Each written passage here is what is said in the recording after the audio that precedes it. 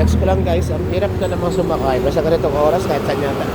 Kasi ang problema nga po kahit saan lugar, yung mga jeep po ba, yung mga sasakyan at tricycle, laki po ang pinagbago mula nagkaroon ng pandemic.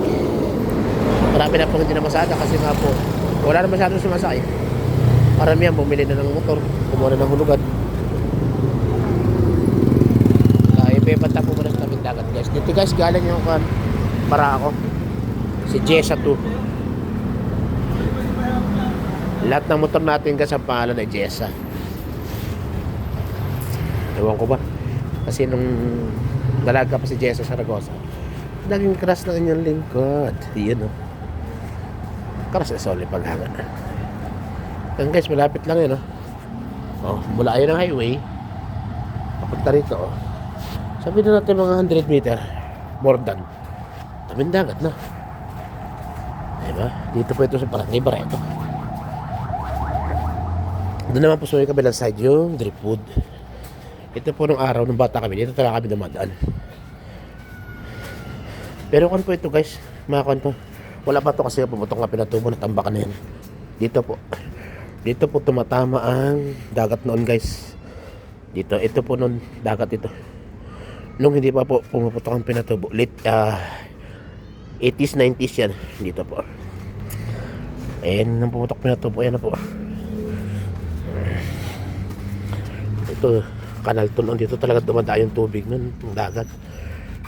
Kailan na lang po yan. Dati po ito yung dagat ito. Tapos di ba yan na nga po, bumabaw. Tapos ito mga kanal po to, dugtong-dugtong na.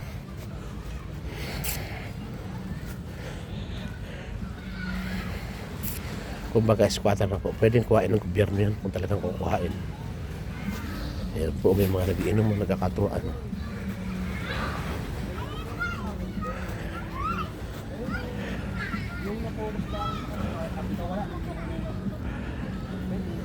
Dami naliligo guys.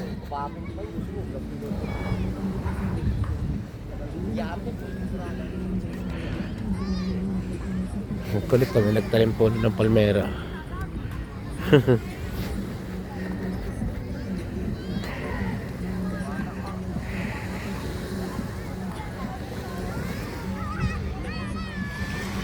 Okay, so kalmado, dami naliligo.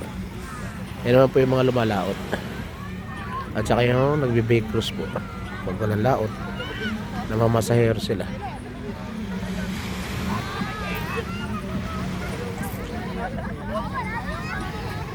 Yes. Pero doon po, ayun guys, umuulan doon sa may Hanjin. Yan naman po yung bundok guys, ang Subic sa Kawag. Ayun po, may fog hanggang doon po sa papuntang Castillejos. Ganito po rito pagkakahapon yung mga estudyante, tambay-tambay sa dagat hanggang doon sa kabilang dulong yun. Yan guys, yan po yung dating Hanjin. O na po ng US Navy, Philippine Navy yata ngayon dyan.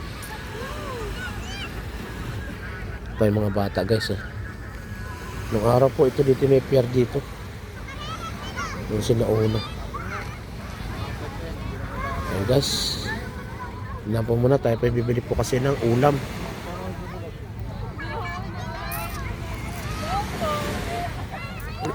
Ayan na sila. Yan po yung taga Columban College.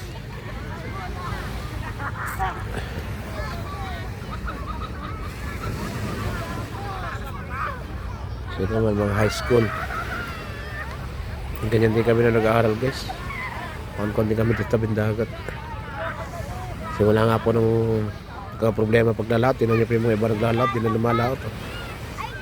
Mahal po kasi ng gasolina. Tapos di ka makapanghuli sa Scarborough. Wala na, lugi.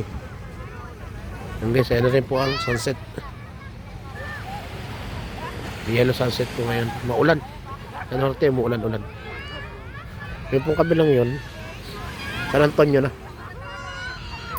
Okay guys, maraming po salamat sa inyong lahat. Bye bye muna guys.